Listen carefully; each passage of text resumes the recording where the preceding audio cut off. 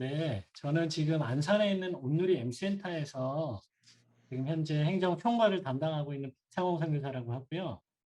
네, 저는 이제 이주민 선교를 지금 전문으로 하는 여기 온누리 M센터가 이주민 선교를 전문으로 하는 선교 단체인데 여기에서 지금 저희 외국인 선교사들과 그다음에 우리 한국인 선교사님들 함께 지금 이주민 선교를 감당을 하고 있습니다. 저는 이제 여기 안산 온누리 M센터에 오기 전에 인천 온누리교회에 몽골어 예배를 담당을 했었고요. 우리 몽골어 한국에 온 우리 몽골 친구들을 담당을 한 예배를 이제 담당을 하다가 제가 훈련 받고 안산 M센터로 지금 와서 이제 사역을 하고 있습니다. 네, 아무튼 만나 뵙게 돼서 너무 감사하고요. 네, 사실 이제 얼굴을 직접 뵙고 네, 그렇게 강의를 하면 너무 좋을 텐데 네, 지금 줌으로라도 이렇게 만나게 되어서 너무 반갑습니다. 네, 사실은 이렇게 강의를 많이 하는 사람은 아닌데요. 하도 이제 이주민 선교에 대한 강의가 많이 없다 보니까 제가 유튜브에 이주민 선교의 동역적 관점 강의를 딱 한 번 올렸어요. 우리 간사님이 어떻게 딱 캐치를 하시고 바로 연락을 주셨더라고요. 그만큼 이제 이주민 선교를 하고 싶은 교회와 단체가 많이 있지만 그만큼 이제 이주민 선교에 대한 자료와 강의와 어떤 노하우들이 이제 많이 부족한 것 같고요. 제가 사실은 이제 강의도 많이 못하고 부족한 상황이지만 제가 기회가 될 때마다 우리 교회들과 또 이주민 선교에 관심 있어 하는 분들 제가 만나가지고 우리 이주민 선교를 어떻게 하고 있는지 또 우리 함께 우리 이주민 선교 합시다. 제가 동원하는 차원에서 많이 나가서 또 M센터 우리 사역도 좀 많이 소개하고 있고 이주민 선교를 왜 해야 하는지 그런 내용들을 좀 많이 나누고 있습니다. 오늘 좀 편하게 제가 1시 반, 6시 반까지 제가 시간을 어, 예, 강의하는 걸로 제가 알고 있는데요. 제가 좀 오늘 또 많은 사례들을 얘기하면서 우리 편하게 오늘 강의를 좀 들었으면 좋겠습니다. 제가 먼저 이주민 선교의 동역적 관점에 대해서 한 절반 정도 강의를 하고요. 우리 잠깐 한 5분 정도 쉬었다가 우리 M센터 소개 마지막 뒷부분에 제가 하는 걸로 그렇게 하겠습니다. 어, 우리 이주민 선교의 동역적 관점, 우리 이주민 선교를 사실은 함께 동역하는 거죠. 누구 한 단체가 혹은 한 사람이 이주민 선교를 하는 것이 아니라 우리 모두가 이 이주민 선교의 부름을 받았고 또 많은 이주민들을 우리에게 보내주셨다는 사실을 우리가 기억을 해야 되겠죠. 어, 잘 알고 계시겠지만 우리 이미 국제사회가 많은 이주민 선교의 필요성을 느끼고 있습니다. 왜냐하면 이제는 국제사회가 이주를 하는 사회가 되었죠. 한 국가에 태어나서 거기에서 태어나서 자라고 그리고 죽고 하던 시대에서 이제는 자기 나라에서 태어나가지고 이제 다른 나라에 가서 살고 다른 나라에서 죽는 그러한 이주의 시대가 되었다고 생각을 합니다. 지금 제가 이제 예전에 몽골어 예배 사용을 할 때 사실은 몽골이 지금 현재 300만 인구가 몽골에 있거든요. 근데 몽골이라는 나라 자체도 지금 몽골 그 나라 안에 사는 사람들보다 몽골 밖에 사는 사람들이 300만이 훨씬 넘어요. 그러니까 이미 몽골은 어 이제 이미 이주를 많이 했고 또 몽골뿐만 아니라 다른 여러 나라들도 지금 우리나라에 또 많이 이주해 와서 살고 있고 우리나라 사람 역시 해외에서 많이 이주를 해서 살고 있는 그러한 시대가 된 거죠. 국제 이주 현황은 이 통계는요. 우리 코로나 이전의 통계인데 대략적인 흐름만 좀 보시면 될 것 같아요. 사실 이제 코로나 때문에 모든 이주가 지금 사실은 멈춰져 있는 상태죠. 지금 한 1년 반 정도 이주가 멈춰져 있는 상태인데 우리 코로나 전까지 2019년까지는 굉장히 활발하게 많은 사람들이 국가 간에 이동을 했다는 사실을 우리는 알 수가 있습니다. 여기 도표에 보면 2019년까지 2억 7천만 정도의 사람들이 전 세계 인구의 3%, 전 세계 인구의 3%가 서로 자기 나라가 아닌 다른 나라에 가서 이주해서 사는 사람들이 그렇게 많이 있다라는 그 통계를 보여주고 있죠. 이 통계는 지금 계속 올라가고 있어요. 지금 코로나 때문에 멈춰 있긴 하고 또 이제 본국으로 돌아가서 요 수치가 지금 많이 내려가 있긴 하지만 이제 코로나가 또 잠잠해지고 이제 상황이 이제 1년, 2년 또 이후에는 또 많은 이주들이 있을 거라고 생각이 됩니다. 전 세계 인구 100명 중에 3명이 이주를 하는 그런 상황이죠. 네, 이 그림도 마찬가지고요.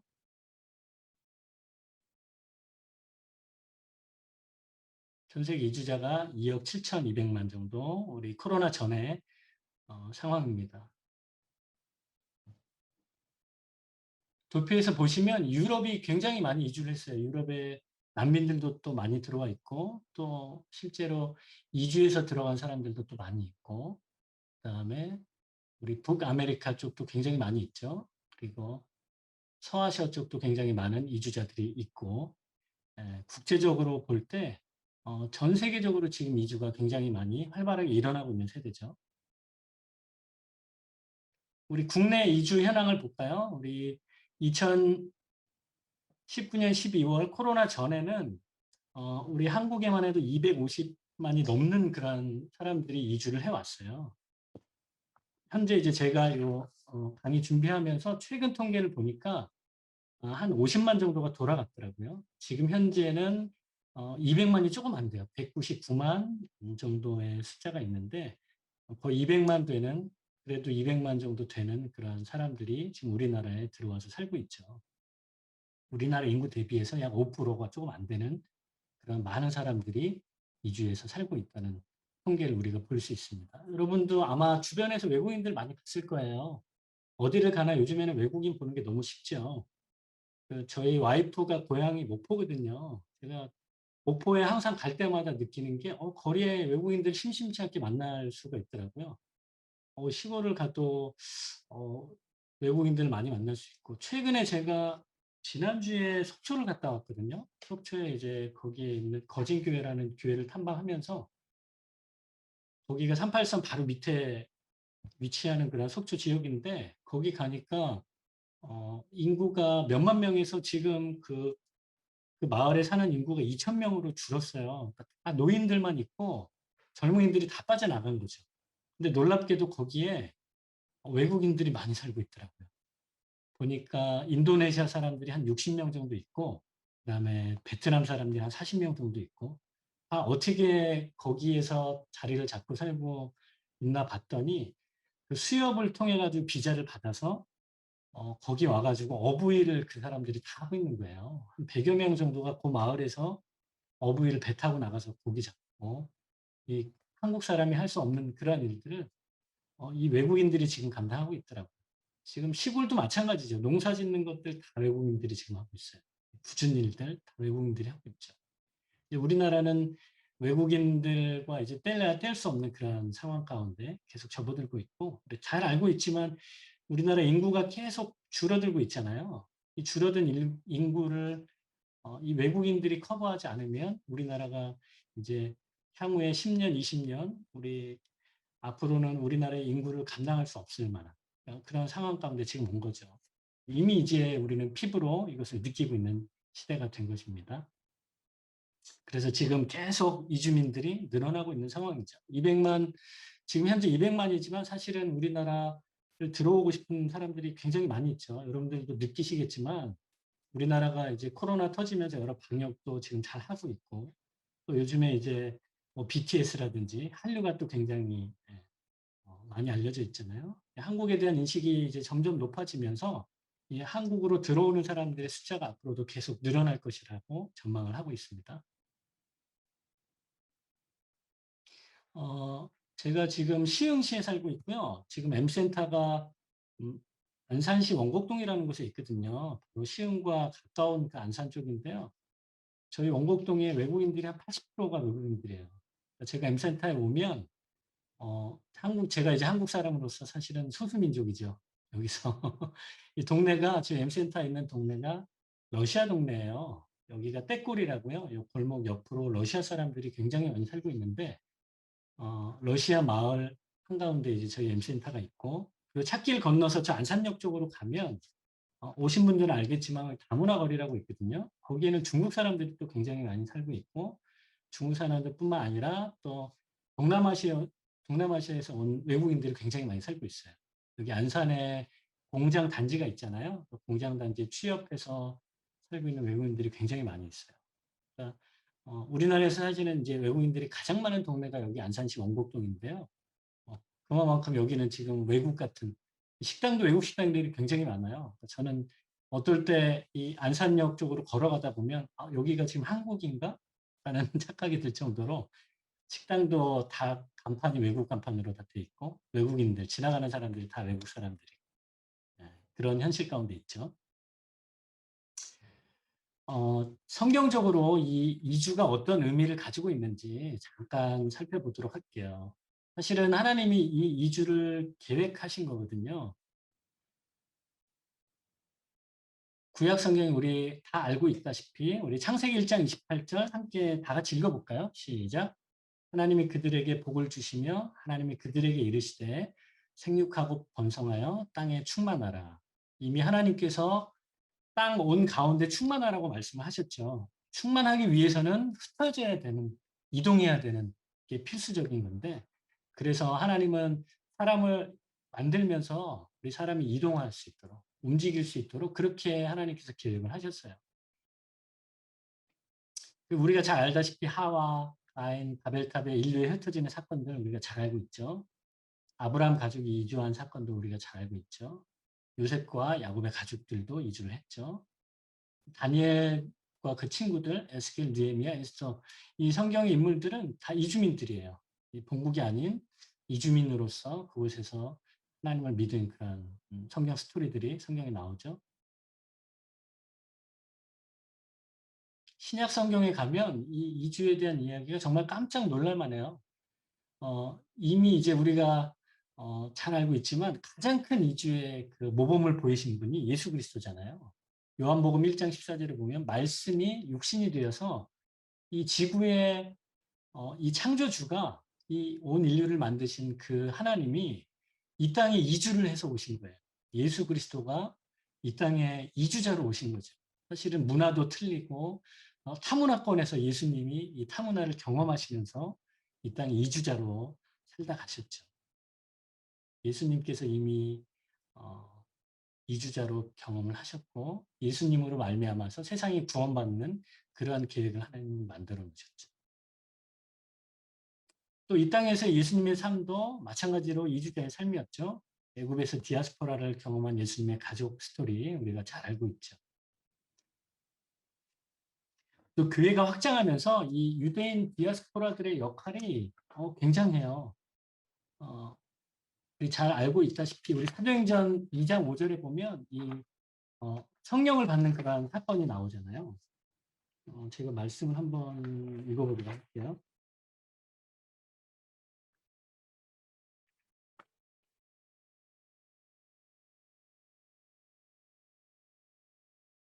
사도행전 2장에 보면 이 2장 9절부터 11절에 우리가 알고 있다시피 이게 성령을 받는 그런 사건이 나오는데 그 성령 받는 그 사건 가운데 이 많은 나라에서 온 이주자들의 그러한 나라들이 열거가 돼 있어요. 사도행전 2장 9절부터 11절에 보면 이렇게 돼 있죠. 우리는 바데인과 메데인과 엘람인과 또 메소포타미아, 유대와 갑바도기와 본도와 아시아, 부르기아와 밤빌리아, 애국과 및 구레네에 가까운 리비아 여러 지방에 사는 사람들과 로마로부터 온 나그네, 곧 유대인과 유대교에 들어온 사람들과 그레데인과 아라비아인들이다. 이 사도행전 이 초대교회 이야기에는 우리가 이름을 잘 모르는 그런 생소한 디아스포라들의 이야기가 굉장히 많이 나와 있어요. 이 정체불명의 신원불명의 디아스포라 유대인이 예루살렘 교회와 탄생과 기독교 선교에 아주 결정적인 역할을 했어요. 그래서 이들이 성령 받는 그러한 사건 가운데 다 소집이 돼가지고 이 성령이 이 마가의 다락방에 임재하는 그 사건을 생생하게 눈으로 확인을 하고 나서 다시 자기네 나라로 흩어진 거죠. 그러니까 이주민들이 왔다가 다시 흩어지면서 복음을 들고 간 거예요. 사도행전 2장 10절에 또 로마에서인 방문객. 이 사도행전에 보면 이 그 이주자의 그러한 기록들이 굉장히 많이 있거든요. 스데반이 돌에 맞아 순교하면서 가 되고 이때 이름 없는 디아스포라 선교사가 온 유대와 사마리아에 흩어져서 두루 다니며 복음의 말씀을 전할 때 사도행전 8장 1절에 보면 말씀이 나오거든요. 이 사마리아에 흩어진 그 디아스포라잖아요. 디아스포라들이 복음을 가지고 이주자로서 이제 흩어져서 복음을 전하는 이야기가 나오죠. 이 빌립도 마찬가지로 이 사도행전 8장 4절에 보면 이 빌립도 흩어진 그 사람 중에 한 명이에요. 사도행전 11장 19절에 보면 이런 기록이 있어요. 그때 스데반의 일로 일어난 환란으로 말미암아 흩어진 자들이 베니게와 구브로와 안디옥까지 이르러 유대인에게만 말씀을 전하는데, 흩어져서 그리스도의 복음을 전하는 일들이 있었던 거죠.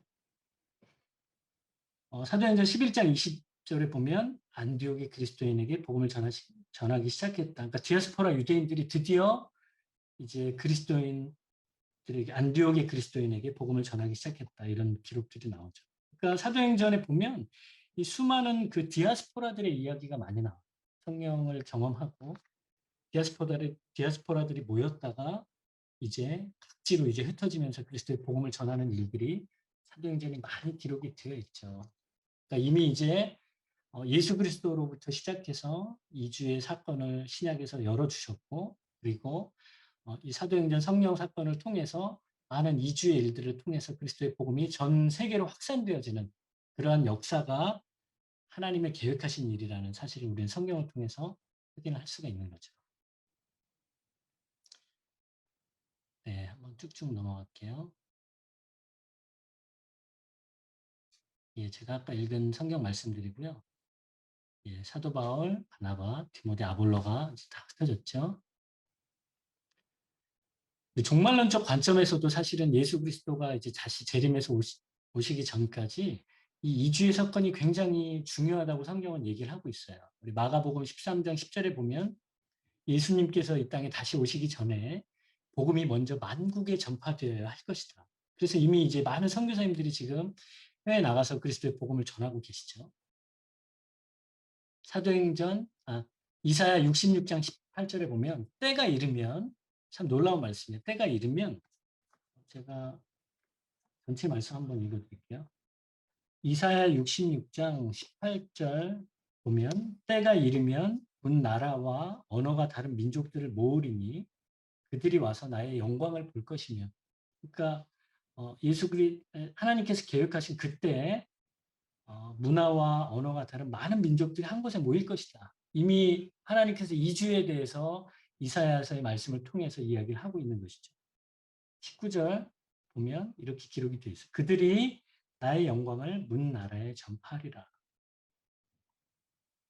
여호와께 예물로 드릴 것이요 그 가운데서 택하여 제사장과 레위인을 삼으리라. 그러니까 수많은 이주자들을 하나님께서 한 곳에 불러 모으시고 이들이 이미 예수 그리스도를 믿고 있는 사람들을 통해서 복음을 받아들인 다음에 그 다음에 그 중에서 하나님께서 제사장과 레위인을 삼아서 다시 그들의 나라로 보내겠다.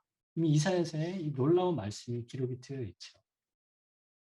종말론적 관점으로 선교사들이 그리스도의 복음을 전하기도 하고, 또는 이 선교지에 있는 사람들이 이제는 복음을 믿는 나라에 들어와서 예수 그리스도의 복음을 들은 다음에 그 복음을 가지고 본국으로 돌아가서 그리스도의 복음을 전하는 일들이 있을 것이다. 이미 성경은 분명하게 얘기를 하고 있는 거예요. 성경에서 이주에 대해서 어떻게 이야기를 하고 있는가 우리가 잠깐 살펴봤고요. 이주민 선교의 동역에 대해서 이제 내용을 좀 나눌 텐데요. 그러면 이주민 선교를 과연 누가 동역을 할 것인가? 첫 번째는요. 이 사실은 하나님의 동역이라고 되어 있는데 사실은 하나님께서 우리를 동역자로 불러주신 거죠. 이 이주민 선교를 위해서 저와 이주민 선교 여러분들을 하나님께서 이주민 선교를 위해 동역자로 불러주셨다는 사실을 우리는 기억을 해야 되는 거예요. 하나님께서 역사를 이미 주관하고 계시는 분이시잖아요. 이주민 선교학교 Y미션이라는 그 오늘의 선교 책자가 있어요. 이 책자에 보면 이렇게 기록이 되어 있죠. 인류 역사를 한 편의 드라마로 비유하자면 하나님은 드라마 시나리오 작가고 감독이시다. 그 이야기의 무대는 우주와 지구의 온누리이며 등장인물인 이스라엘 민족과 모든 이방 민족들이다. 역사의 모든 드라마에 공통으로 흐르는 변하지 않는 중심 주제는 곧 하나님의 선교다. 이 시대가 지날수록 하나님께서 선교를 끊이지 않으셨지만 이 시대가 지나면서 이 선교의 방법들이 다양하게 다양한 형태로 나타나게 된 것이죠. 지금 서두에서 제가 말씀드렸듯이 지금은 이주의 시대이고 사람들이 계속 이동하는 시대인데 이 이주의 시대, 이동하는 시대에 이 이주를 통해서 하나님께서 또 다른 선교의 그런 역사를 써가고 계신다는 사실을 우리는 기억해야 될 것이죠. 그래서 하나님은 이 선교의 역사를 또 주관하시기도 하시지만 저와 여러분들의 역사도 하나님께서 주관하고 계신다고 믿어요. 제 이야기를 잠깐만 드리면 저는 정말로 이 하나님께서 이주민 선교를 위해서 내 인생을 하나님께서 만드셨고 하나님 계획하셨고 하나님께서 만들어 오셨다라는 놀라운 간증이 제 삶을 돌아보면 있더라고요. 제가 이 선교 훈련을 받을 때 그 라이프 매핑이라는 것을 하거든요.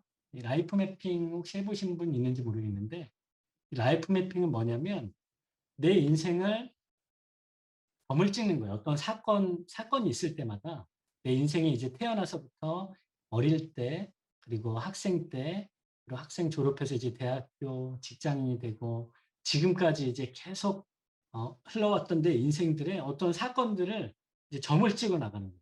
예를 들면 초등학교 때 이후에 초등학교 때는 뭐 큰 기억은 없죠. 그냥 학교 다니고 즐거운 시간들이 있었고 고등학교 1학년 때 제 고등학교 1학년 때 저희 아버지가 교회를 개척하셨거든요.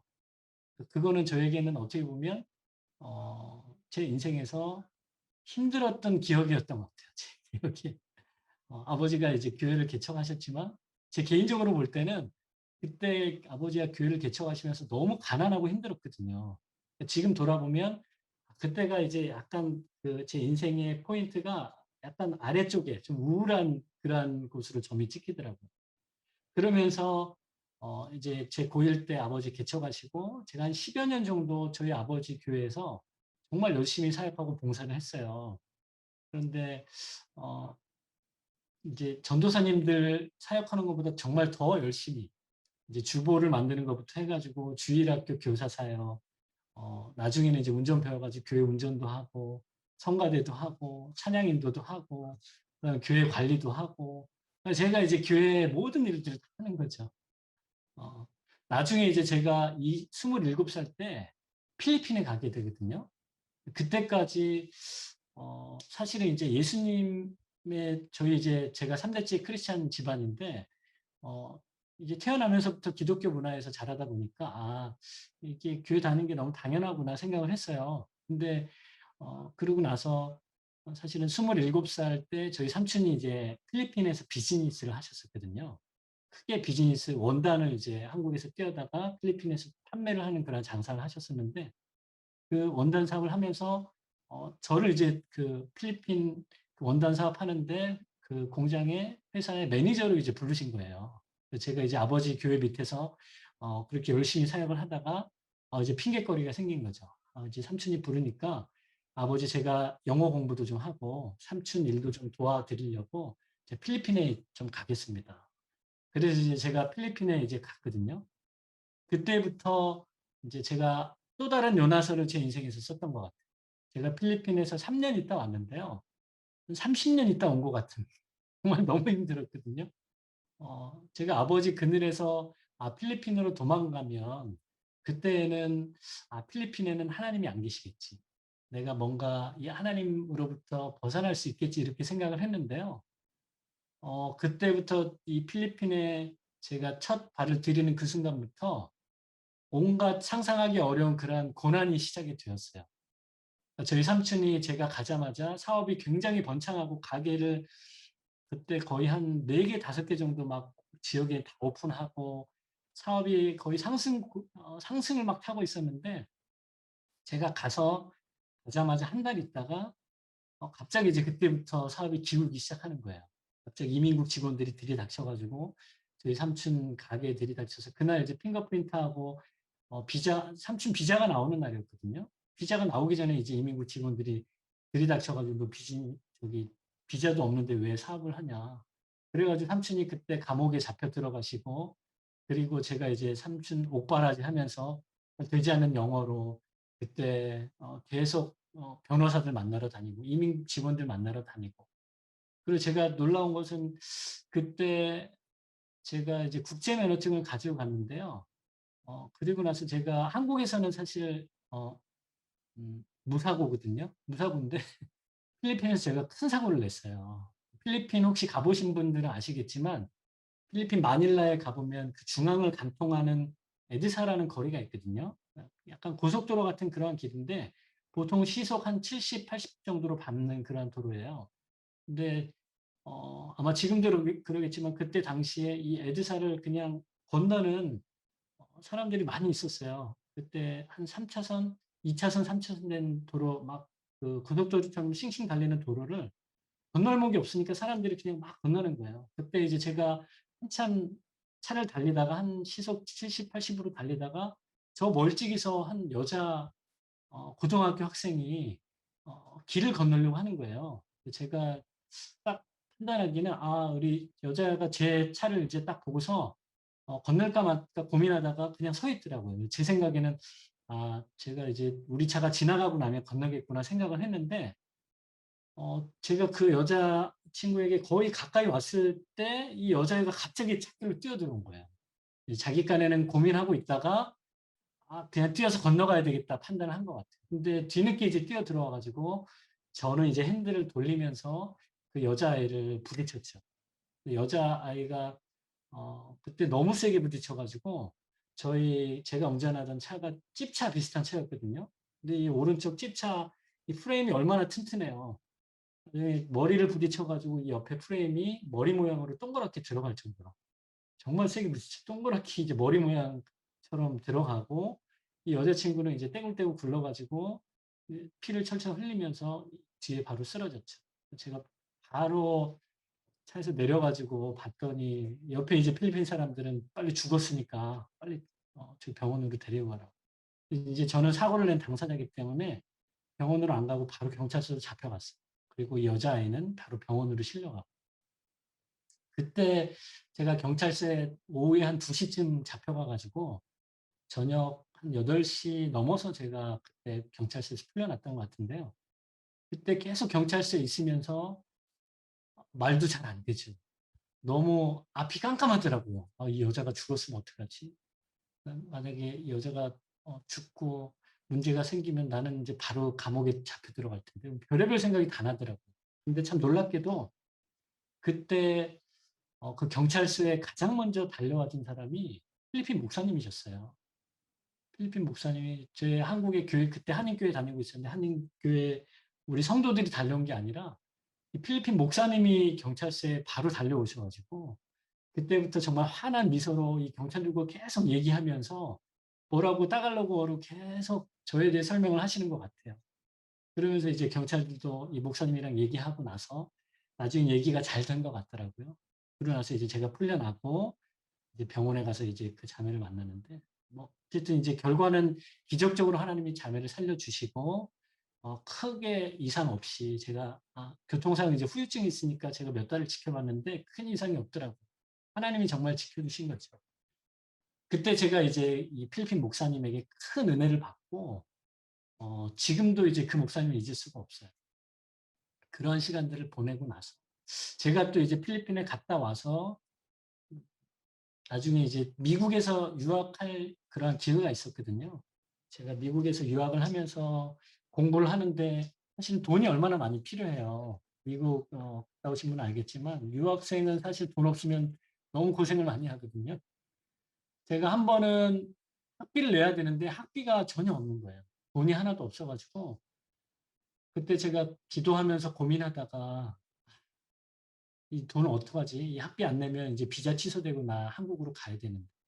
그때 갑자기 제가 그 미국의 달라스에 있었는데요. 캘리포니아에서 예전에 저 한국에서 같이 신앙생활하던 집사님이 갑자기 떠오른 거예요. 이 집사님이 제가 미국에 온 걸 알고 한 번씩 전화를 하셨었거든요. 그런데 이 집사님이 갑자기 생각이 나면서 이 집사님한테 전화를 한번 해야 되겠다. 그리고 나서 이제 제가 어 고민을 많이 하다가 정말 철판을 깔고 집사님한테 전화를 했어요. 전화를 하고 나서 집사님한테 얘기를 한 거죠. "집사님, 제가 사실은 내일까지 학비를 내야 되는데 지금 돈이 없어요.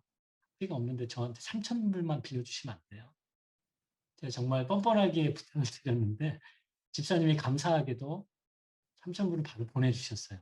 그래서 제가 3,000불 보태가지고 학비를 내고 비자 연장을 하고 무사히 이제 학업을 마치고 돌아왔거든요. 이러한 스토리들이 굉장히 많은데요. 자, 하나님께서 어떻게 이러한 스토리를 만드셨을까?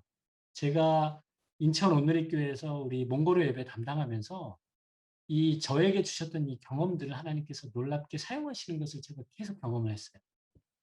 제가 어 이제 이 몽골 친구들을 데리고 이 몽골 이 이주민 온 친구들이 가장 큰 문제가요. 사실은 병원 문제거든요.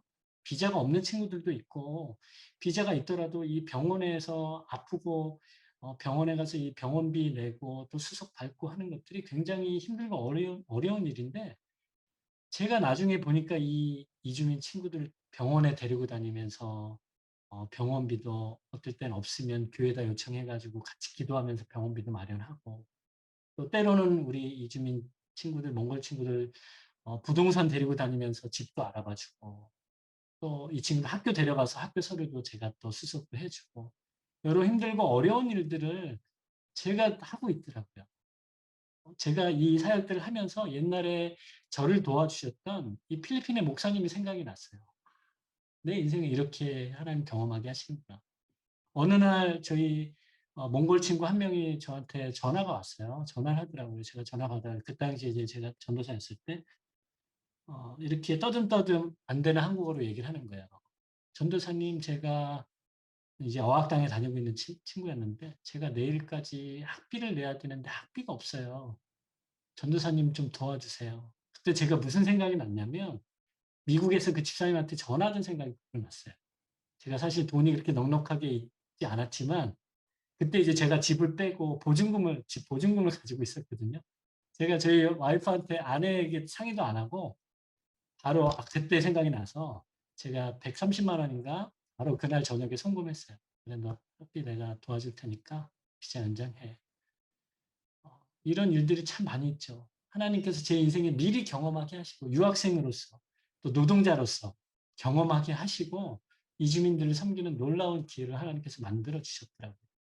제가 이 얘기를 왜 드리냐면 하나님이 우리 이 모든 선교의 역사를 주관하시는 그런 감독, 시나리오 감독이기도 하지만 또한 우리의 인생을 하나님께서 주관하시는 그런 시나리오 감독이시다라는 얘기를 드리고 싶은데 여러분 인생에 이주민 선교가 됐든 혹은 해외 선교가 됐든 어떠한 사역으로 하나님께서 부르셨든지 간에 여러분 인생 가운데 하나님께서 그려놓으신 그림들이 있어요. 여러분들에게 미리 경험하게 하시고 여러분 인생을 통해서 하나님께서 간섭하신 그런 순간들이 굉장히 많이 있거든요. 그 순간들을 통해서 하나님께서 여러분들을 선교의 현장으로 부르기를 원하신다는 사실을 여러분 깨달으셨으면 좋겠어요. 저처럼 이주민 선교로 부르시든지 여러분들의 경험을 통해서 이주민들을 섬기는 또는 해외 선교사님들을 섬기는 기도의 자리로 부르시든지 하나님께서 그러한 하나님의 그러한 선교의 동역자로 여러분들을 부르셨다는 사실을 여러분들 기억할 수 있게 되기를 바랍니다. 선교는 하나님의 선교이고 하나님께서 모든 선교의 역사들을 주관하고 계시는 거죠. 그 일에 하나님께서 저와 여러분들을 부르셨습니다. 하나님 우리를 선교의 동역자로 부르셨다. 얼마나 참 영광스러운 일인지 몰라요. 성경에서 동역자로 부르신 그런 여러 가지 예들이 있죠. 이미 성경에 많은 그런 예들이 있고요. 조금 속도를 좀 빨리 할게요. 제가 간증 얘기라는 시간이 많이 갔는데 실은 제가 이주민 형제들을 이제 섬기면서 느끼는 게 사실은 우리 이주민들이 도움의 대상이라고 많이 생각을 하잖아요. 이 한국에 왔으니까 도움이 사실은 많이 필요하기도 하고 언어도 잘 안 되고 그다음에 이 친구들이 재정적으로도 많이 힘들고 그리고 한국의 문화와 한국의 법들을 잘 모르기 때문에 손해 보는 부분들도 많이 있고 그래서 우리가 도와줘야 되는 것들도 많이 있는데 그러다 보니까 이제 도와주는 일들을 처음에는 이제 많이 하게 되죠.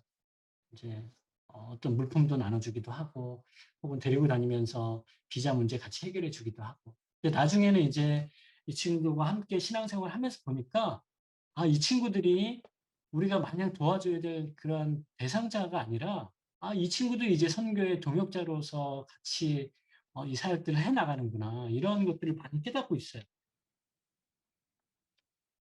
한 예를 말씀을 드리면 저희 그 안산 M센터에 몽골어 예배 있는데요. 저희 몽골어 예배 빌해 전도사님이라고 지금 사역을 하고 계시거든요.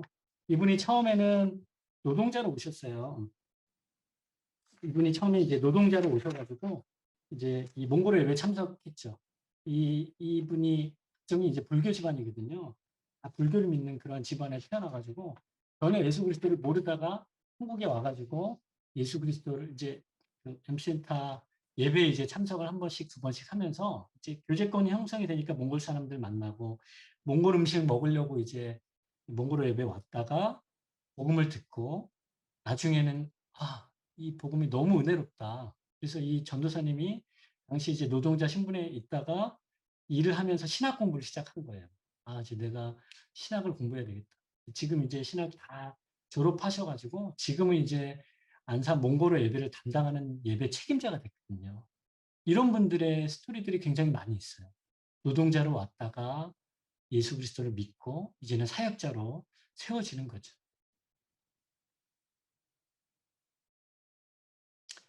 이 전사님이 코로나 전에 놀라운 그러한 제안을 하나 하셨어요. M센터 이제 저희 쪽에 와가지고 목사님 우리 유럽에 가고 싶어요. 그러는 거예요. 우리 몽골 친구들이 이제 몰려와가지고 그래서 무슨 일이냐고.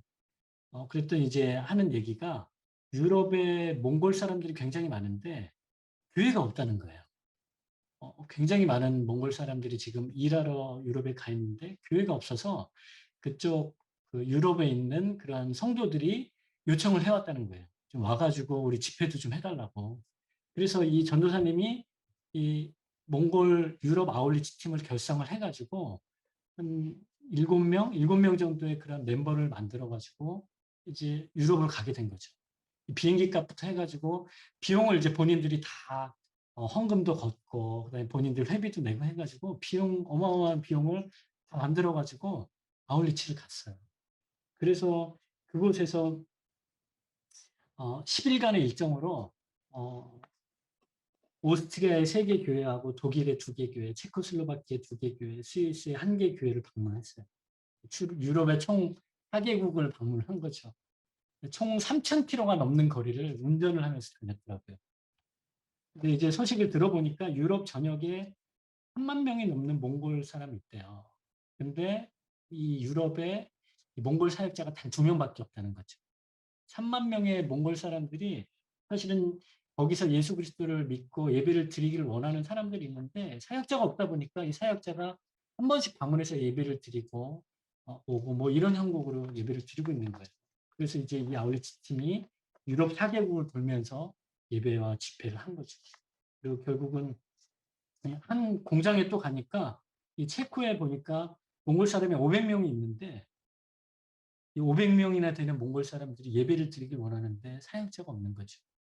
그래서 참 많은 몽골 사람들이 있는데 사역자가 너무 부족하구나 소식을 듣고 몽골 사람들이 스스로 아울리치 팀을 만들어 가지고 아울리치를 다녀온 일이 있었어요. 그리고 그 다음 해에 또 유럽으로 아울리치 팀을 만들어 가지고 또 갔다고. 그러니까 사실은 우리가 도와줘야 될 대상으로만 생각을 했는데 이제는 이들이 성장하고 팀을 만들어 가지고 아울리치를 직접 다녀오는 그러한 선교의 동역자로 세워졌다는 사실이 참 너무 놀랍더라고요. 이런 일들이 굉장히 많이 있어요. 제가 사진만 좀 빨리 보여드릴게요. 이 유럽 아울리치, 아까 제가 말씀드린 그런 유럽 아울리치 모습이고요. 저희 오늘의 M센터의 그 목표가요. 이주민들을 양육해서 여기서 잘 예수 그리스도의 복음을 증거하고 이들을 잘 양육한 다음에 본국으로 돌아갈 때는 선교사로 파송하자 이런 목표를 가지고 있어요. 그래서 이들이 돌아가면 사실은 한 명의 한국인 선교사가 가는 일들보다 더 놀라운 일들을 할 수 있거든요. 왜냐하면 그 나라의 문화를 너무 잘 알고 언어가 너무 탁월하기 때문에 정말 귀한 선교사로 자랄 수 있는 귀한 동역자들인데 이들을 키워서 우리가 선교사로 파송하자 이런 목표를 가지고 있죠. 2019년 기준으로요. 저희 M센터에서 600명의 세례를 주었고요. 그다음에 약 40명의 선교사를 저희가 외국인 선교사를 파송을 한 거죠. 또 놀라운 간증이 하나 있는데요. 이 호주 미얀마 교회를 담당하고 리암 목사님이라고요. 영상이 있는데 영상을 잠깐 보여드릴게요. 소리가 혹시 들리시나요? 네네네. 한번 잠깐 영상을 볼게요.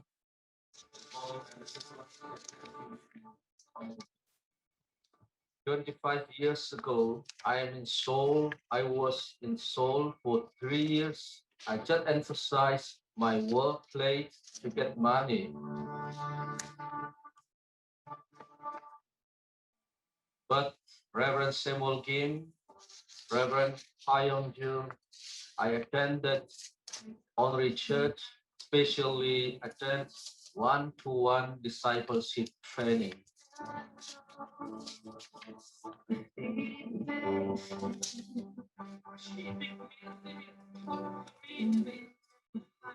Please look after foreign workers. Someday, one day, they will change your life.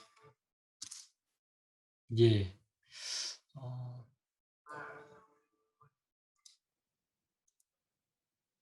우리 미얀마 지금 호주에서 미얀마 교회를 담당하고 있는 목사님이에요. 이분이 처음 언제 한국에 방문했냐면 1994년에 노동자 신분으로 오셨어요. 그래가지고 3년 동안 이제 한국에서 일을 했는데요. 그 당시 사실은 불법 체류자로 있었어요. 노동자 신분으로 와가지고 오늘의 교회에 미얀마 예배가 있다는 사실을 알고 오늘의 교회에서 이제 예배 공동체 안에 들어와서 예배를 드리다가 예수님을 영접을 하고 그다음에 그 당시 이제 하영조 목사님 살아계실 때 이제 외국인들을 위한 DTS 훈련을 받고 하영조 목사님께 세례를 직접 받았어요. 그리고 이제 미얀마로 다시 돌아갔다가 이제 호주에 난민 신청을 해가지고 난민 비자로 이제 호주로 이주를 하게 되신 거예요. 근데 이제 호주에서 이제 이주해서 생활하다 보니까 본인이 이제 신앙도 있고 거기 미얀마 사람들이 굉장히 많은 거죠. 이 미얀마 사람들 주변에 있는 미얀마 사람 모아가지고 예배를 드리기 시작했어요. 같이 예배 드리자. 해서 이분이 이제 예배를 인도를 하다가 그 미얀마 사람들이 이제 이렇게 얘기하는 거죠. 차라리 신학교 공부해가지고 너 일 그만두고 우리 목사님이 좀 되어 주십시오. 미얀마 사람들이 이렇게 요청을 해서 이분이 이제 신학 공부하고 교회를 개척하셨어요. 호주에. 호주의 멜버른에 교회를 개척하셔가지고 지금은 1,300명의 미얀마인들이 출석을 하고 있대요. 그 교회에. 이분이 2019년 겨울에 오늘 MC한테 갑자기 연락을 하신 거예요. 전화를 하셔가지고 이렇게 얘기를 하는 거죠.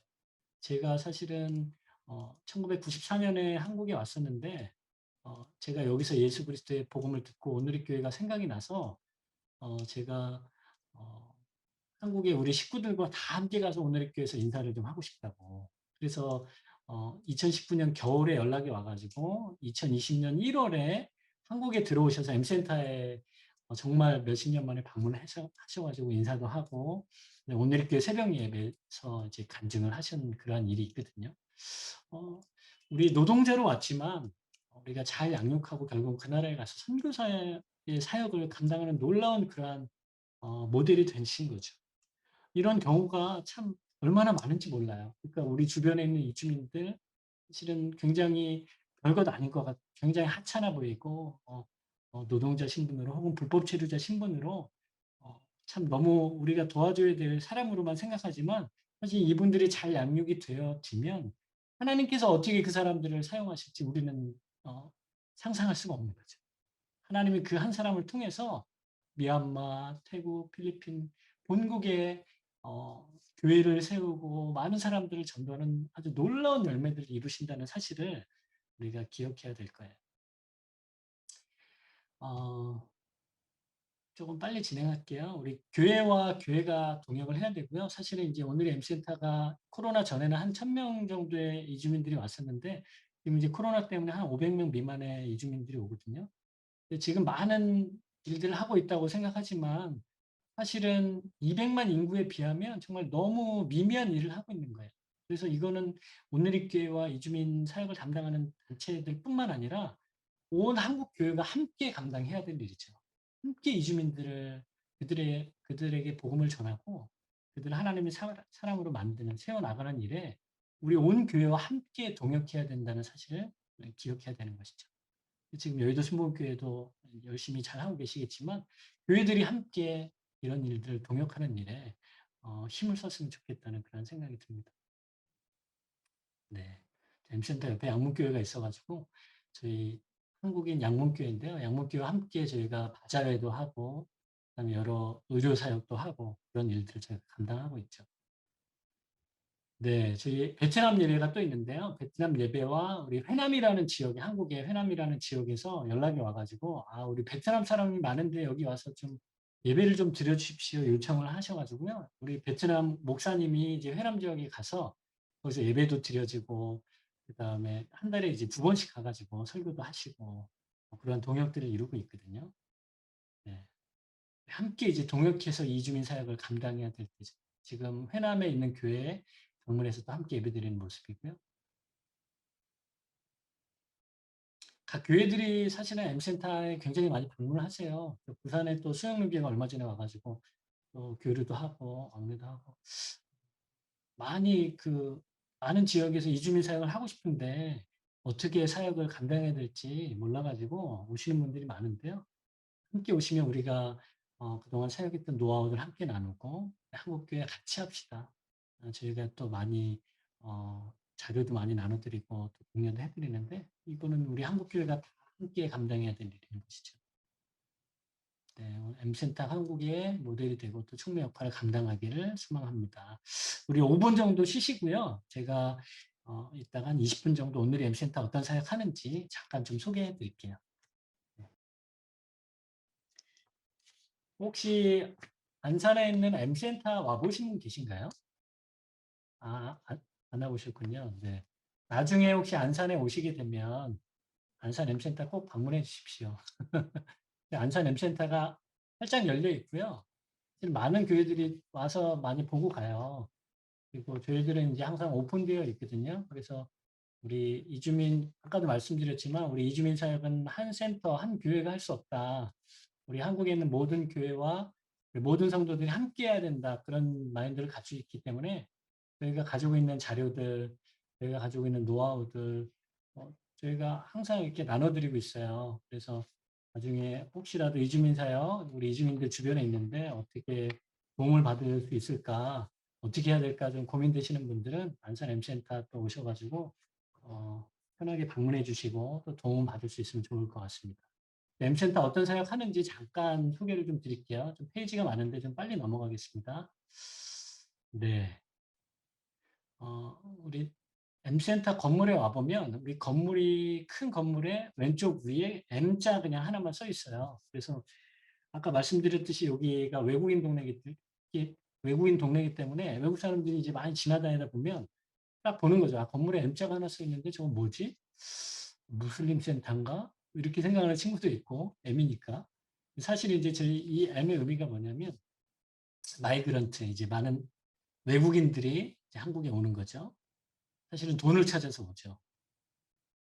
이제 유학생이든 아니면 노동자든 다 돈을 벌기 위해서 오는 거죠. 이들이 와서 이제 각국의 사람들이 와요. 이 멀티컬처럴 패밀리들이 굉장히 많이 한국에 이주해서 들어오는 거죠. 이들에게 이제 어머니의 마음으로 극렬한 마음으로 이들을 섬기면서 결국은 우리가 소개하고자 하는 것이 바로 예수 그리스도를 소개하는 거죠. 저희가 이제 의료 사역도 많이 하고 뭐 이렇게 나눠주는 사역도 굉장히 많이 하거든요. 한국어도 가르쳐 주기도 하고 여러 가지 이제 우리가 할 수 있는 그러한 나눔의 그런 일들을 많이 하는데 결국은 핵심은 예수 그리스도를 가르쳐 주는 거죠. 그리고 이들에게 이제 선교를 가르치고 선교의 운동을 일으키고 동원까지 이제 해서 저희들의 목표는 이제 모자이크 처치, 지금 M센터가 지금 그런 일인데요. M센터에 15개 국가가 지금 모여 있거든요. 이 다양한 나라의 국가들이 모여서 각자 자기의 언어로 예배를 드리는 모자이크 처치가 지금 형성이 되어 있죠. 그리고 이들을 이제 훈련시켜서 결국은 본국의 선교사로 파송하자. 그런 의미의 M을 이제 저희가 차용을 해서 M센터다 이렇게 부르고 있고요. 좋은 M은 다 따다가 지금 붙여놨죠. M센터가 저희가 1993년도에 처음에 가자회와 이제 극률 사역, 이제 나눠주는 사역들로 이제 시작을 했고요. 그리고 이제 쉘터도 오픈해서, 이제 네팔 친구들이라든지 몽골 친구라든지 이제 집을 거처를 마련해가지고 이제 쉘터 사역을 하다가, 우리 본격적으로 우리 외국인들이 많이 오니까 우리 온누리 미션이라는 이름으로 외국인들 전문인 사역을 해봐야 되겠다. 그래서 저희가 1995년에 온누리 엠미션이 이제 조직이 됐고요. 그 다음에 이제 서빙고 온누리 교회를 중심으로 해서 이제 외국인 예배가 이제 몇 개가 생겼죠. 그리고 이제 앞으로 계속 우리 외국인들이 많이 오고 있으니까 우리 예배를 개척하자. 그리고 이제 이들이 예배에 참석을 하게 되면 우리 외국인들에게 1대1과 하나님의 말씀을 가르쳐 주자. 그래서 양육하는 일들을 하고 외국인들을 역파송하는 일들을 했죠. 이주민 2기 때 저희가 이제 2005년부터로 잡는데요. 안산에 온누리 M센터를 저희가 건축을 했어요. 그래서 이주민들을 전문으로 섬기는 센터를 만들어야 되겠다. 그래서 저희가 2005년에 여기 센터를 오픈했고요. 저희가 100개 예배를 개척하자 이런 비전을 가지고 이제 사역을 하고 있죠. 그리고 이제 그때부터 시작한 게 추석에 이제 이주민들이 갈 데가 없으니까 사실은 추석 되면 이제 외국인들이 모여가지고 335 모여가지고 자기 나라 음식도 해 먹고 하거든요. 근데 이제 공장도 닫고 학교도 안 가고 하니까 우리 추석에 외국인들 모아가지고 우리 집회를 좀 했으면 좋겠다. 그래서 한 2박 3일 정도로 보통 한 600명, 700명의 외국인들, 각국의 외국인들을 다 모아가지고 저희가 수련회를 하기 시작을 했어요. 그래서 1년 중에 이제 가장 큰 행사가 외국인 추석 하비스트라는 행사를 저희가 이제 했고요. 매년 이제 지금까지 해오고 있죠. 그리고 이제 외국인들이 본국에 돌아가잖아요. 그러면 이제 우리가 이 외국인들 돌아간 이주민들을 만나야 되겠다. 그래서 해외 아울리치를 이제 저희가 시작을 하게 됐죠. 네, 우리 이제 안산 M센터 건축이 돼서 지금은 저희가 안산뿐만 아니라 지역에 4개의 센터가 있어요. 김포, 화성, 평택, 남양주 이제 조그만 센터들이고요. 상가 건물 빌려가지고 외국인들이 많이 있는 그런 거점 지역들을 저희가 선별을 해서 이제 센터를 오픈을 했죠. 그리고 온누리교회에서는요, M 선교사라는 제도를 만들었어요. 한 5년 정도 됐고요. 저희가 이제 보통 선교사라고 하면 해외에서만 사역하는 선교사님들을 떠올리잖아요. 이제 M 선교사는 뭐냐면 국내에 있는 이주민들을 전문으로 섬기는 선교사를 M 선교사라고 부르는데요. 저도 이제 사실은 지금 M 선교사의 신분으로 있고 모든 이제 훈련이라든지 교회에서 여러 행정 절차라든지 모든 것이 이제 다 해외에 있는 선교사님들과 다 동의를 해요. 후원이라든지 뭐 이런 것들도. 대신 이제 국내에 있는 이주민들만 전문으로 사역을 하는 그러한 일들을 하는 M선교사 제도가 이제 생겼죠. 이 온누리교회에서는 한 30유닛 정도, 30가정 정도의 M선교사님들이 지금 사역을 하고 있고요. 다문화 지역 아동센터를 저희가 오픈했고, 평생교육원 오픈했고요. 스타트 협동조합 최근에 이제 작년에 우리 이주민들에게 우리 사업할 수 있도록 뭔가 비즈니스 할 수 있는 교육을 해야 되겠다. 그래서 협동조합도 저희가 작년에 오픈해서 사역을 하고 있죠. 그리고 이제 코로나가 터져서 지금 멈춰 있는 상황이죠. 왼쪽에 이제 보이는 게 오늘의 M센터고요. 오늘의 M센터 지금 사진이 없지만 주차장 왼쪽으로 바로 이제 비슷한 규모의 양문교회, 한인교회가 있어요. 네, 나중에 이제 혹시 찾아오시게 되면 안산역에서 오늘의 M센터를 찾으시든지 아니면 양문교회를 찾으셔서 M센터로 오시면 됩니다. 저희가 이제 15개 언어의 동남아시아 국가들을 섬기고 있고요. 그다음에 예배는 약 40개 예배가 있어요. 그리고 안산 비롯해서 김포, 화성, 평택, 남양주 있고 서빙구에 오누리교회 안에 있고 인천 오누리교회 안에 이제 예배들이 들어 있고요. 15명의 이제 현지인 외국인 사역자가 있고 그다음에 이제 지금 훈련받고 계신 분들까지 하면 29유닛, 이제 총 한 50명 정도의 M 선교사가 지금 사역을 같이 하고 있고, 파트 교육자와 이제 스태프들이 사역을 하고 있죠.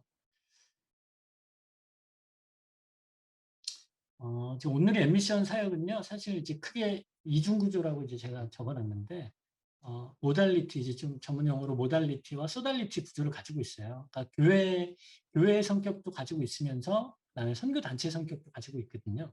그러니까 교회를 통해서는 이제 하나님 말씀을 듣고 훈련받고 예배를 드리는 그런 역할을 하잖아요.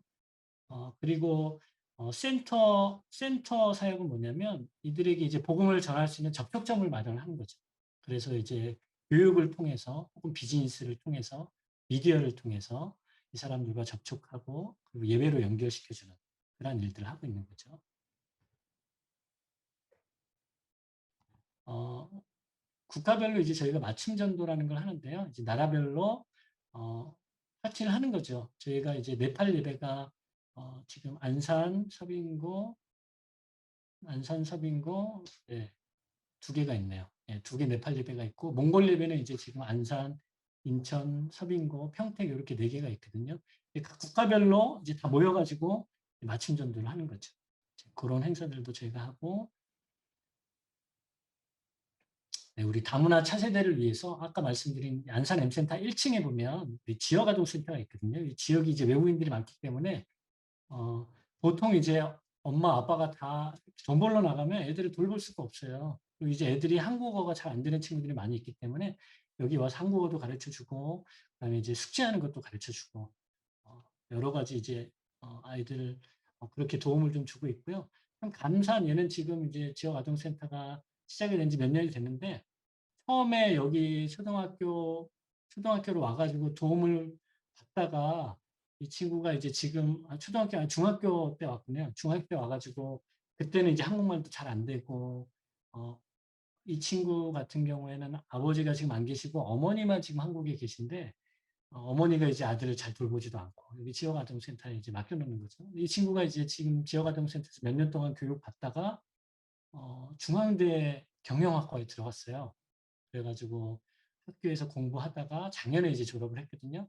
작년에 졸업을 하고 지금은 이제 여기 안산 M센터에 음향, 그다음에 여러 예배들 돕는 그런 사역을 또 하고 있고 또 지역 아동센터의 교사로서 저희가 이제 또 섬기고 있거든요. 얼마나 좋은 모델인지 몰라요. 지역 아동센터에서부터 자라나가지고 학교 들어가서 공부하고 또 졸업하고 나서 여기 M센터 섬기면서 그러니까 이제 이 친구가 이렇게 얘기하는 거죠. 야, 너희들 말 안 듣는데 나도 옛날에 그랬어. 이러면서 형을 봐봐. 형도 이렇게 열심히 공부해서 지금 너희들 가르치고 있잖아. 이러면서 이제 도전을 많이 받더라고요. 참 너무 참 소중한 인재들이에요. 사실은 한국과 자기네 나라를 잇는 가교 역할을 하는 거죠. 지금 이 친구가 러시아 친구인데요. 한국과 러시아를 잇는 이중 언어가 다 되거든요. 너무 귀한 인재예요. 정말로 귀한 인재고 이 친구들을 통해서 이주민들을 전도하고 도전하는 일들이 아주 크게 일어나고 있는 거죠. 어, 오늘이 다문화 평생교육은 저희 M센터 2층에 있는데요. 사실은 저희가 이주민들 접촉할 수 있는 아주 좋은 툴이 뭐냐면 한국어 가르치는 거죠. 예. 이제 제가 미국에 있을 때 정말 그걸 많이 느꼈는데, 교회들에서 그렇게 영어를 많이 가르쳐 주더라고요. 보통 할머니들이, 잉글리시 클래스를 개설해가지고 많이 가르쳐 주는데, 저희도 이제 한국어를 여기서 가르쳐 주면 굉장히 많은 외국인들이 와서 한국어를 여기서 배우고 또 토픽 시험 도움도 받고 저희가 이제 사실은 다 원어민들이잖아요. 원어민 강사들이 한국어를 가르쳐 주고 있기 때문에 많은 사람들이 와서 한국어를 배우면서 예배로 연결되어지는 그런 일들이 많이 일어나고 있죠. 동아리 활동도 하고 있고 그리고 예배별로도 이제 한글 학교가 있는데요. 사실 이제 한국어 가르치는 게 굉장히 좋은 접촉점이 되기 때문에 예배마다 또 한국어를 가르쳐 주는 일들을 하고 있죠. 그것이 뭐냐?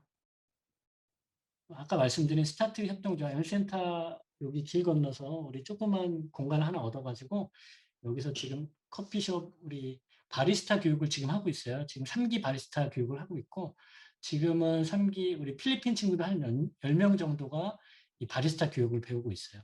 예, 사실 외국인들이 지금 커피 배우는 거에 굉장히 관심이 많더라고요. 제가 이제 예전에 몽골 사역도 섬기고 했지만 몽골에 제가 항상 갈 때마다 느끼는 거는 사실 몽골이 그렇게 여유 있는 나라가 아니거든요.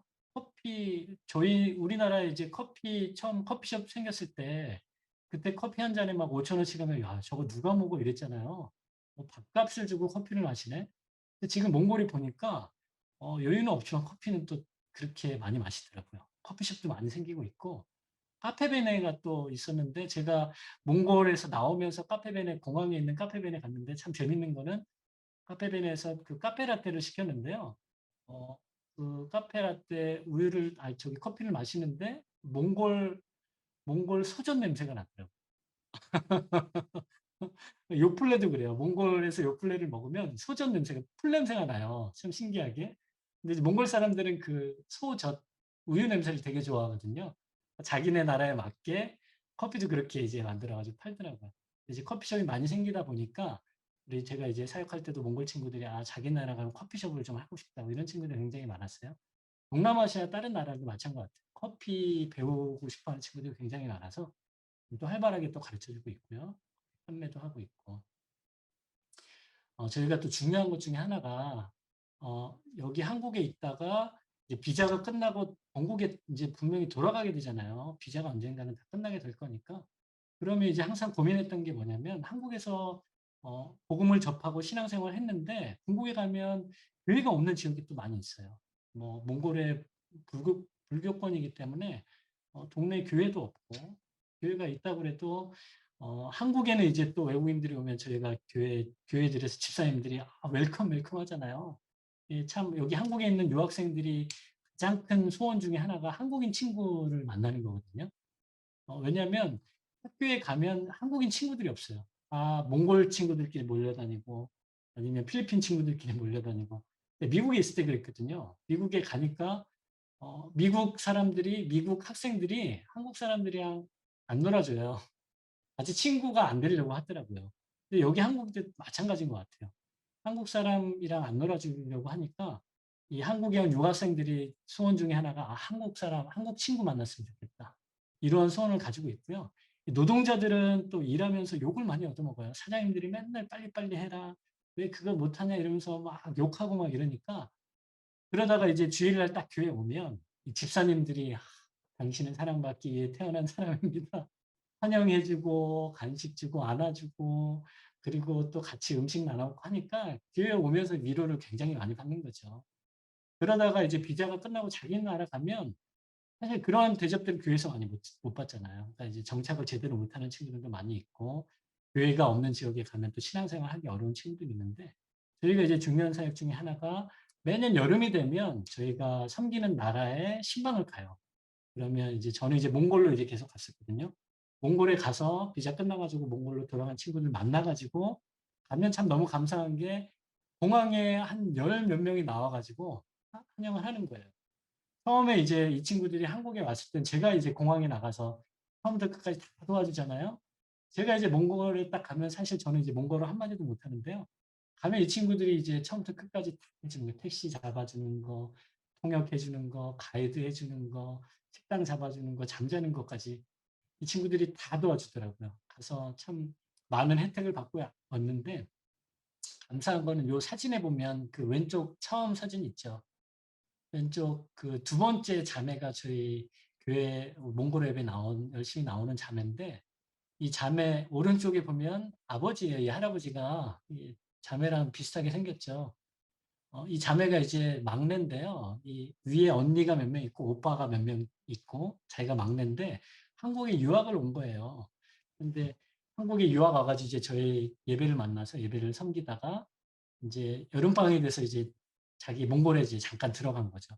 제가 이제 여름에 신방을 갔어요. 신방을 갔는데 이 친구 집이 울란바토르에서 굉장히 멀리 떨어진 시골 동네였어요. 그때 한 5시간인가 제가 차를 타고 들어간 기억이 있는데 제가 이제 한국에서 와가지고 이 친구 집을 신방을 한다고 그러니까 집에서 이제 잔치가 벌어진 거예요. 저 한국에서 먼 데서 손님이 온다. 그것도 우리 딸이 지금 한국에서 공부하고 있는데 우리 딸을 보살펴주는 분이 이제 한국에서 온다더라 이래가지고 제가 딱 가니까 이 식구들이 다 모였어요.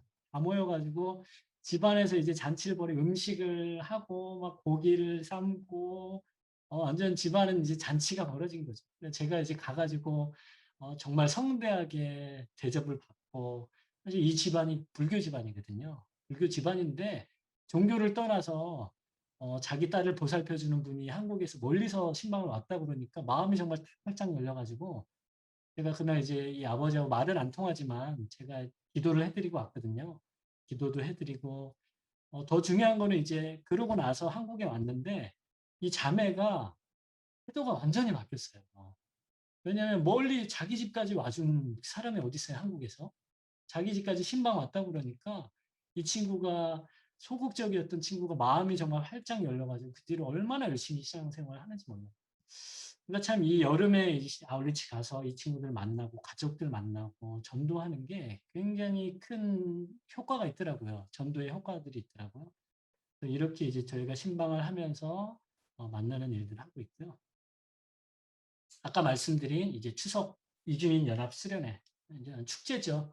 나라별로 이제 전통춤, 이제 필리핀 춤도 추고, 뭐 몽골 춤도 추고, 뭐 미얀마 춤도 추고, 각자 이제 복장 입고 와가지고 이제 공연도 하고, 그리고 저녁에는 다 모여서 예배 드려요. 저희가 예배도 드리고, 15개국이 모이거든요, 보통. 그러면 저희가 15개국이 동시 통역이 들어가요. 뒤에 이제 통역 부스 15개 쫙 설치해가지고 15명의 이제 사역자들이 설교 드리면서 이제 통역기 이제 저희가 500개를 준비해가지고 각자 다 통역기 끼면서 각자 나라로 정말 그 요한계시록에 온 민족과 열방과 방언들이 모여서 하나님 앞에 예배드리는 그 성경 말씀에 그런 시련을 볼 수가 있어요. 제가 이 하비스트 집회할 때마다 얼마나 감격스러운지 요한계시록에 온 열방이 모여서 예배드리는 그 장면이 하나님 여기서 벌어지고 있군요. 정말 15개국에 500명, 600명의 외국인들이 모여서 함께 예배드리고 찬양하는 모습이 얼마나 감격스러운지 몰라요. 이 친구들이 이제 연합수련회하면서 많이 도전도 받고 참 즐거운 시간들 많이 보내는 그런 행사들 하고 있죠. 저희가 코로나 때문에 사실은 코로나 전에 1,200명이 모였다가 지금은 이제 반토막 났어요. 500명 정도 출석하고 저희가 다들 교회들이 그렇겠지만 온라인과 오프라인 예배 지금 저희가 병행하고 있고요. 저희가 어떻게 코로나 때 좀 더 효과적으로 우리 주민들을 섬길 수 있을까 많은 고민들을 지금 하고 있거든요. 네, 쭉쭉 넘어갈게요. 그래서 이제 러시아 사람들이 또 모여서 하는 러시아 사람들만 위한 러스타라는 집회가 있거든요. 이 하비스트처럼 이때도 한 500여 명의 러시아 사람들이 모이는데요. 매년 이제 러시아 사람들도 500명씩 모여가지고 같이 예배드리고 집회를 하다가 이번에 이제 코로나 터지니까 모일 수가 없잖아요. 그러니까 이제 이번에는 그 페이스북하고 유튜브를 통해서 집회를 이제 했었죠. 그리고 이제 아까 말씀드린 하비스트 집회도 저희가 작년에는 못했거든요. 왜냐면 모일 수가 없기 때문에 대신 이제 오른쪽 사진 보이시나요? 약간 안경처럼 생겼죠? VR로 저희가 찍었어요. 360도 돌아가는 VR 카메라로 찍어가지고 안경을 끼면 유튜브 틀어놓으면 마치 진짜 예배당에 와 있는 것 같은 그런 집회를 저희가 한번 준비를 했었는데 지금 올해는 너무 비싸가지고 안 하려고. 네, 이렇게 이제 저희가 시도를 한번 해보는 거죠. 이렇게 다방면으로 이주민들이 좀 집중해서 할 수 있도록 좀 시도를 좀 하고 있고요. 온라인으로 이제 뭔가 할 수 있는 것. 저희가 이제 올해 초에 이주민들과 함께 성경을 한번 읽어보자. 그래가지고 저희가 이제 바이블닷이지라는 어플이 있어요. 이 어플에 들어가면 전 세계 모든 나라의 언어가 다 성경으로 번역이 되어 있어요. 정말 놀라운 어플인데요. 이 어플을 깔아가지고 각자 자기 나라의 언어로 성경을 읽는 거죠. 저희가 이제 상반기에 한 3개월 정도 했고요. 저희가 작년에 이제 지금은 이제 사복음서 성경 쓰기를 하고 있고, 작년에 이제 저희가 각 나라별로 성경 쓰기를 했어요. 참 이것도 놀라운데요. 저희가 15개 언어로 창세기부터 요한계시록까지 성경을 다 나눠 쓰게 했어요. 예를 들면 러시아 예배는 창세기를 써주십시오. 필리핀은 뭐 출애굽기를 써주십시오. 이렇게 해가지고 나라별로 지금 15개국 언어를 66권 성경을 다 써가지고 한 권을 만들었거든요. 정말 너무 놀랍더라고요. 이 성경을 딱 피면 이 15개국 언어가 이제 다 쓰여져 있는데 참 놀라운 건 뭐냐면 언어가 다 틀리고 제가 무슨 나라 언어인지 잘 알아보진 못하지만 하나의 주제를 쓰고 있잖아요. 예수 그리스도라는 하나의 주제로 다양한 국가의 언어가 이렇게 한 주제로 성경을 이야기를 하고 있구나. 참 많은 보정과 은혜를 받았던 그런 시간이었는데 성경 쓰기도 저희가 하고 있고 성경 읽기도 하고 있고요. 그다음에 이제 저희가 다국어로 된 그런 성경 자료들 우리가 모아서 우리 한국에 있는 이주민 교회들, 이주민 단체들에게 우리가 나눠야 되겠다. 해서 저희가 이번 달, 다음 달도 계속 이런 작업들 좀 하고 있고요. 나중에 저희가 완료가 되면 누구나 들어와서 자유롭게 이제 각 나라 찬양이나 각 나라 설교 자료들, 여러 가지 나라 각자 언어로 된 그러한 기독교 자료들 다운로드 받을 수 있도록 저희가 준비를 좀 하고 있습니다. 네, 클릭 전도라는 거 저희가 또 이 코로나 시대에 유튜브로 전도지를 만들어서 좀 전도하자 이래가지고 나라별로 지금 저희가 언어 작업해가지고 하고 올리고 있고요. 놀라운 거는 참 이 페이스북이 굉장히 놀랍더라고요. 이 페이스북이 작년에 이제 그 아랍에서 사역하신 선교사님 통해서 저희가 들은 내용인데요. 저희가 듣고 너무 도전이 돼가지고 우리 M센터에서도 한번 해보자. 저희가 총 15회 광고를 했어요. 페이스북으로. 여러분 페이스북이 비즈니스 페이지가 있다는 거 아시죠? 돈을 얼마 정도 주면 페이스북을 통해서 그 광고를 할 수가 있어요. 일반 식당이라든지 업체들이 광고를 할 수 있는데 우리가 돈을 내고 복음을 한번 전해보자 그래가지고 우리가 이제 돈을 내고 복음 광고를 이제 하기 시작한 거죠. 타겟은 우리 무슬림들에게 우리 복음 전도를 해보자. 이게 비즈니스 페이지가 참 좋은 거는 뭐냐면 익명성이 보장이 돼요. 내가 내가 누구인지 그 신분이 노출이 안 돼요. 받는 사람들은 광고를 봐도 그렇기 때문에 무슬림들에게 타겟으로 해가지고 복음 전도를 할 수 있더라고요. 저희가 이제 편당 5일에서 7일 정도 광고했고 총 비용은 15만 7천 원밖에 들지 않았어요. 그런데 놀라운 것은 9만 3천 명 이상 현재까지 9만 3천 명 이상의 무슬림들이 이 복음을 접한 거죠. 그리고 댓글 뭐 게시물 참여한 게 한 10,000명 정도. 그리고 메시지 교환. 실제로 내가 예수 그리스도에 대해서 궁금합니다. 무슬림들이 메시지를 보내오고 왔다 갔다 한 게 100건이 넘어요. 그 중에 13건이 내가 복음에 관심이 있습니다. 좀 소개시켜 주십시오. 선교사로 직접 연결된 게 이제 2건이 있고요. 그다음에 실제로 이제 선교지 교회들 연결해가지고 한 사례들이 굉장히 많이 있어요. 그러니까 참 여러 가지 시도들을 저희가 해보는데 이 페이스북이 복음 전도에 굉장히 좋은 도구다라는 걸 저희가 최근에 발견을 하고 열심히 활용을 하고 있습니다. 나중에 기회가 되면 좀 연구해서 여러분들도 해보실 수 있게 되기를 바랍니다. 네, 이상으로 이제 뭐 M센터 소개는 다 마쳤고요. 저희는 이제 뭐 그런 목적을 좀 가지고 있습니다. M센터가 사실 여러 가지 사역을 하고 있지만 우리 한국교회 어떤 모델이 되는 우리가 먼저 이제 이주민 선교를 했기 때문에 이런 노하우들을 나누고 우리가 가지고 있는 모든 자료들을 나눠가지고 한국에 있는 모든 교회들이 함께 이주민 사역에 관심을 가지고 함께 동역했으면 좋겠다. 그런 마음밖에 없습니다. 그래서 오늘 함께 우리 제 짧은 강의지만 강의를 들으신 우리 청년들도 우리 주변의 이주민들 굉장히 많이 만날 수 있잖아요. 쉽게 만날 수 있는데 우리 이주민들에게 좀 관심을 가지고 우리 간단하게 인사라도 좀 하고 아는 척이라도 하고 좀 진짜 하나님의 마음을 품고 우리 하나님께서 보내주신 사람이다. 이런 마음을 품고 좀 관심을 좀 많이 가져주셨으면 좋겠습니다. 더 나아가서는 여러분들이 이주민 선교의 귀한 또 동력들이 될 수 있기를 간절히 소망해 봅니다. 네, 이상입니다. 제가 어떻게 기도하고 마칠까요? 선생님? 네, 제가 오늘 기도하고 오늘 강의를 마치도록 하겠습니다.